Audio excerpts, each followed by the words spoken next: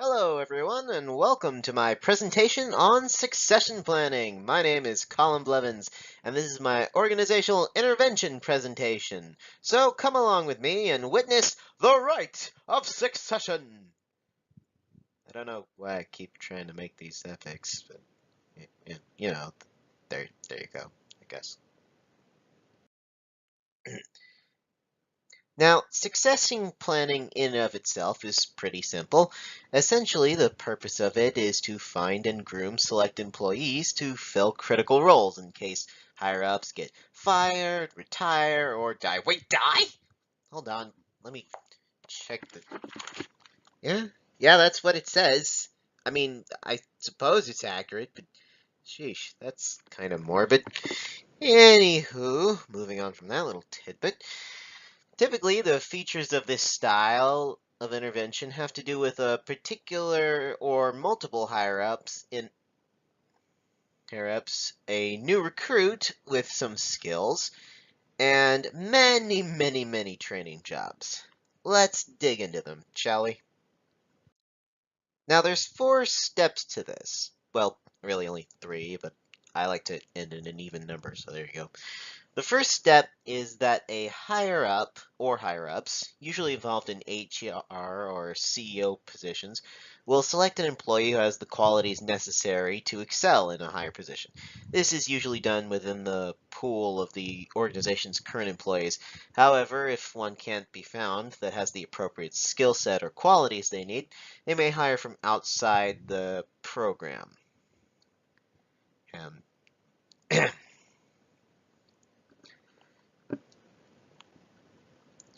the second is that the current holder of the position or a higher up that selected them will typically give the selected recruit tasks or other jobs designed to develop the necessary skills that the job demands.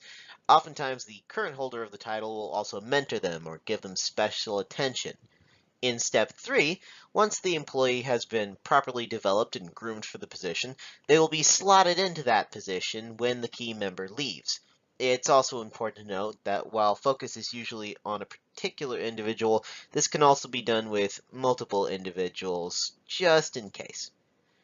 And step 4 is basically just repeating the process all over again for as many key positions are needed. And I picked this one because I thought it was a cute little mentoring picture. I mean, look at that. She's so excited to learn ice magic. She's such a cute little babu. Moving on.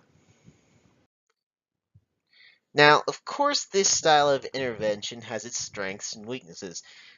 The strengths of it are honestly pretty decent. It allows a company to replace a key team member without losing a lot of traction. In the cases where a company has to hire externally, it can bring a little bit of new blood and fresh talent to the pool. And as the population of key members in large corporations continues to dwindle and age out, this is becoming a more prominent feature of this style of intervention. Finally, one of the greatest strengths that this style has is it allows growth and development of longtime employees. Thanks to all the attention that these employees end up getting, it makes them feel validated for working for the company for so long, and that can up the morale of incoming employees. And of course, this sort of thing is a chain deal. People have to replace the members who moved up, and yada yada, etc., etc. So yeah, if everything goes well, the strengths are great. But to paraphrase everyone who paraphrases this phrase, try saying that 5 times fast. A plan never survives first contact with the enemy, and there are some serious problems that can go wrong with this intervention. For one thing, the whole process can be exceedingly time-consuming, especially for higher profile jobs that require a lot of specialized training. In addition, in recent years, finding individuals with proper skill sets for this type of plan to work effectively has gotten less and less, as more and more full-time jobs are traded in for part-time jobs combined with machines. And the last weakness that I'm going to highlight is that typically only larger corporations can take full advantage of this style of intervention, as it's difficult for mid to small organizations to develop the kind of history and manpower you need for this sort of plan to succeed. It's still not a bad plan, mind you, it's just situational. For an example of this in action, let's say a manager at a chain location is shown just absolutely great results. The results have been taken notice of by the higher ups and she is selected to begin training under the regional manager in order to succeed her. Yeah, that's right. I said her. Women can hold higher positions, guys. It's the modern day. Now, you may be wondering who this character on the side is. Well, her name is Excel. You get it? You get the joke? She's excelling. Okay, I'll stop now.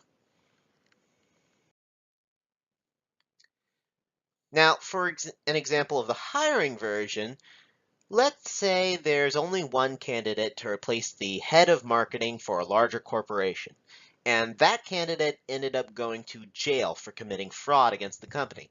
With no other qualified individuals able to be trained for that position, the company hires a marketing graduate that has some prior experience to take the place of said candidate and be trained for the future position. To illustrate this, I have put up a picture of Luke Cage and Iron Fist, the heroes for hire, both of which currently have their own Netflix series, which I have not watched. No reason, really, I just don't like live action. So now we come to the end. If you're interested in learning more about this particular type of intervention, feel free to check any of my references. I hope you've learned something new today, and as always, thank you, and have a lovely day.